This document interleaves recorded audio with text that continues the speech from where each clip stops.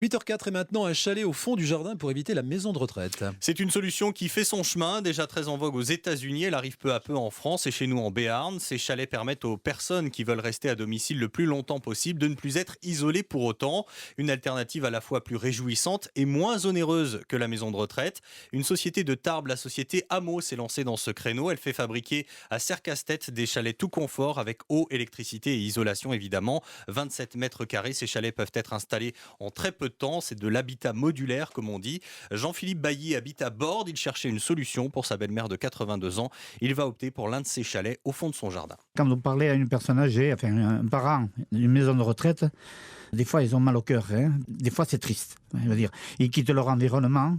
Là, c'est vrai que ce serait se déplacer chez nous, mais bon, ça reste dans la famille. Sa petite maison d'habitation, elle peut l'aménager avec ses affaires et elle reste quand même, je veux dire, proche de sa famille. Et après, au niveau pécunier, surtout, une maison de retraite, c'est dans les 2000 euros. On va dire, ça varie plutôt au-dessus qu'en dessous.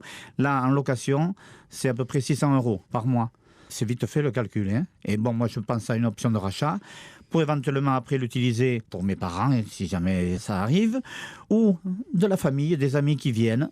Si vous avez votre maison trop petite, et franchement, ils sont indépendants. Éventuellement un enfant aussi. Vous savez, les logements maintenant, ça devient cher pour tout le monde, donc voilà.